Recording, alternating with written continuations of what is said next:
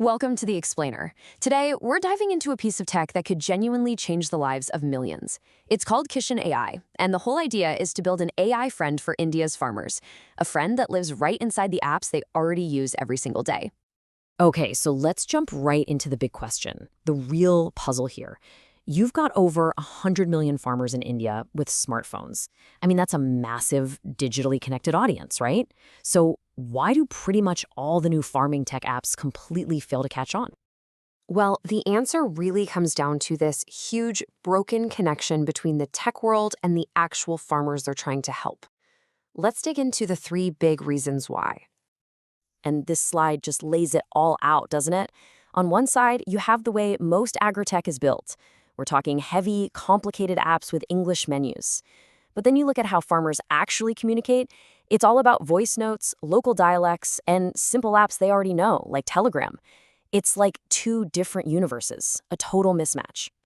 Yeah, and look, these aren't just little inconveniences we're talking about. They are absolute deal breakers. First, you've got tech friction. I mean, if you have a basic phone with no storage, you're not downloading some 50 megabyte app. Not going to happen. Then there's the language barrier. Most techs speak English. Farmers speak hundreds of different local dialects. And maybe the most important one, the speed gap. If your crop is sick, you can't wait 3 days for some expert to get back to you. You need help right now. So how do you fix this? What's the answer? Well, it's actually kind of simple when you think about it. You just stop trying to make farmers change for the technology. Instead, you make the technology change for the farmers. The whole goal is to build something with zero friction. And that brings us to the big idea here, a chat-first AI. So what does that even mean? It means forget building another app that no one's going to download. The real solution is an AI assistant that lives inside the chat apps farmers are already using, all day, every day. Think Telegram or WhatsApp.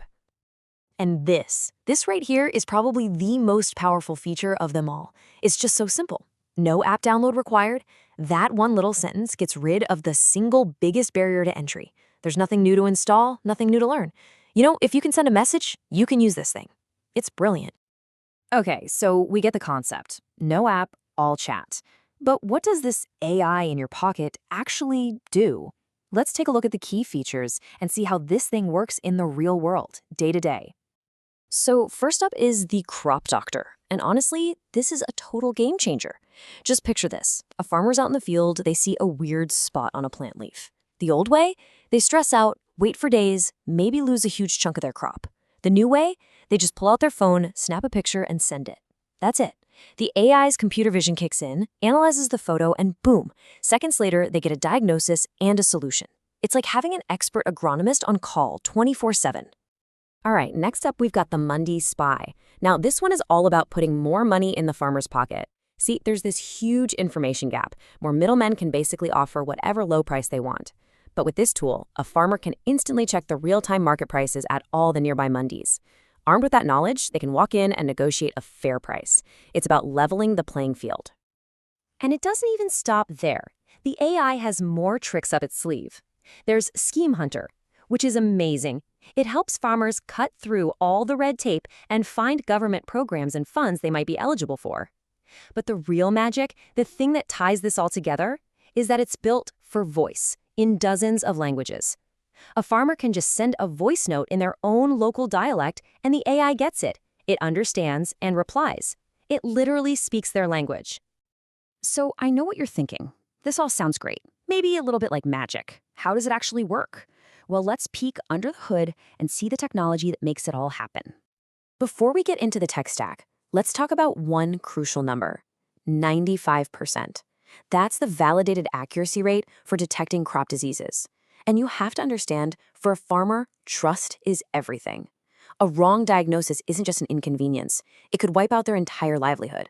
So that 95%, that's not just a statistic. That's the bedrock of trust that makes this whole thing work.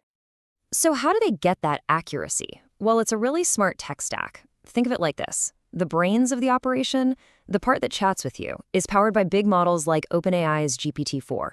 The eyes, the computer vision that spots the diseases, that's stuff like TensorFlow. And the ears and mouth, the part that understands all those local dialects, that's powered by India's own Bashini API. But here's the secret sauce. It's all built on a serverless architecture. What that means for the farmer is that it's incredibly fast and light, so it works perfectly even if you've got a really slow internet connection out in a rural area.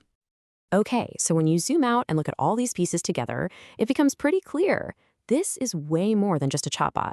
This is a platform with a much bigger vision. We're talking about farming's new OS. And just how big is that vision? Well, the market is just staggering. We are talking about more than 100 million farmers in India who already have a smartphone in their pocket. They are connected, but they're completely left behind by the current generation of technology. That is an enormous opportunity. So how do you turn this into a sustainable business? Well, the model is just as clever as the tech, and it rolls out in 3 phases. Phase 1 is all about growth. Make it free for farmers. Get it into as many hands as possible. Phase 2 is about B2B data. All that anonymized data about crop health and market trends, that's incredibly valuable to big companies. And Phase 3 is the marketplace. Eventually, you can create a platform where farmers can sell directly to buyers, and you take a small cut. It's a win-win. And this really brings us to the core mission, and this quote says it all perfectly.